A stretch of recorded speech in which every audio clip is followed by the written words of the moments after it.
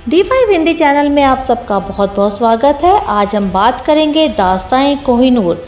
कोहिनूर हीरा इस समय सुर्खियों में है क्योंकि ब्रिटेन की महारानी एलिजाबेथ द्वितीय का निधन हो चुका है।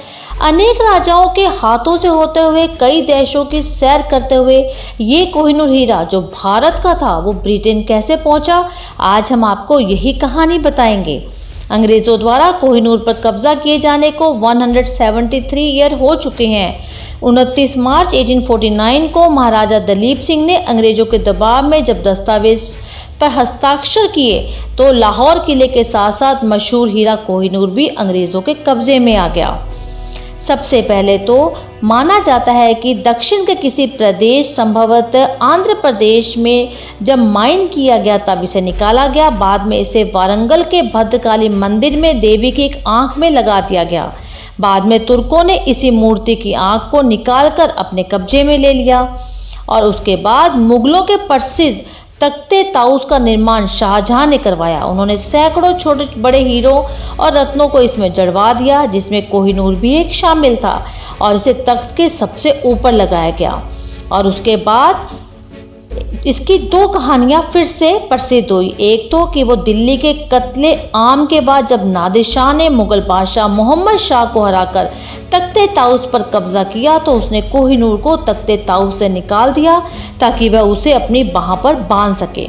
और एक कहानी ये भी है कि एक नर्तकी नूर बाई ने नादिर शाह से मुखबरी की और मोहम्मद शाह ने अपनी पगड़ी में कोहिनूर छिपा लिया। इस पर नादिर शाह ने मोहम्मद शाह से दोस्ती की खातिर पगड़ियां बदलने को कहा। इस तरह कोहिनूर नादिर शाह के हाथ में आ गया और उसी ने उसका नाम कोहिनूर यानी कि रोशनी का पहाड़ रखा। और उसके बाद नादिर शाह कोहिनूर सहित मुगलों की सारी दौलत लूटकर ईरान ले गया। उसकी हत्या के बाद वह हीरा 1747 में अफगानिस्तान के अहमद शाह अब्दाली के पास पहुंचा। इसके बाद यह शुजा शाह के हाथों से होते हुए 1813 में महाराजा रणजीत सिंह के पास। रणजीत सिंह बड़े समारोह के दौरान इसे अपनी बाह पर बांध कर रखते थे। 1839 में रणजीत सिंह की जब मृत्यु हुई तो 1843 में दलीप सिंह को पंजाब का राज्य बनाया गया, लेकिन दूसरे एंग्लो सिख युद्ध में अंग्रेजों की जीत के बाद उनके साम्राज्य और कोहिनूर पर अंग्रेजों का कब्जा हो गया। लॉर्ड डलहौजी खुद कोहिनूर लेने लाहौर आए। डलहौजी ने उसे महारानी विक्टोरिया को भिजवा दिया। बाद में उसे काट कर और तराश भी दिया गया, जिसे विक्टोरिया ने उसे अपने ताज में लगाया। महारानी विक्टोरिया के बाद उनके बेटे एडवर्ड सप्तम ने कोहिनूर को अपना ताज में नहीं लगाने दिया, क्योंकि ब्रिटिश राजघराने में एक अंधविश्वास ये भी तो था कि पुरुष शासकों को कोहिनूर फलता नहीं और महिलाओं को इसे पहनने में कोई दिक्कत नहीं। पर बाद में महारानी एलिजाबेथ द्वितीय ने कोहिनूर को अपने ताज में जगह नहीं दी। अब ये टावर ऑफ लंदन के ज्वेल हाउस में इसे रखा हुआ है।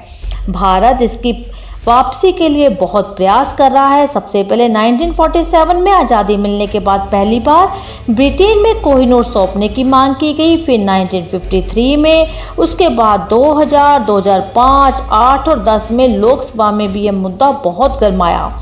2016 में सुप्रीम कोर्ट में एक याचिका हुई। इस पर सरकार ने कोर्ट में कहा कि कोहिनूर हीरा भारत की संपत्ति है। हालांकि उसने यह भी कहा कि इसे वापस लाने के लिए फिलहाल कोई कानूनी प्रावधान हमारे पास नहीं है और इसलिए ब्रिटेन सरकार के साथ चर्चा करने के बाद ही इसे यहाँ लाने का रास्ता साफ होगा।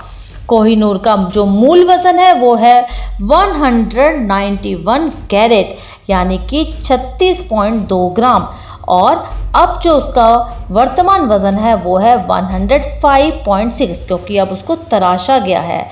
और उसका आकार है 3.6 सेंटीमीटर लंबा, 3.2 सेंटीमीटर चौड़ा और 1.3 सेंटीमीटर गहरा।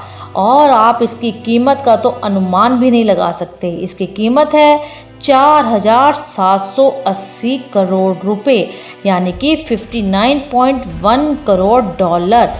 और इसका शेप है अंडाकार और इसका कलर कोई भी नहीं, क्योंकि ये है रंगहीन कोहिनूर। और अगर आप चाहते हैं कि कोहिनूर भारत में आए तो आप भी दुआ करें कि ये ब्रिटेन से निकलकर इतने देशों में घूमकर दोबारा इसे भी अपना भारत देश मिल जाए, क्योंकि हम जिस तरह कोहिनूर का इंतज़ार कर रहे हैं उसी तरह से कोहिनूर भी तो अपने घर आने का इंतज़ार कर रहा है।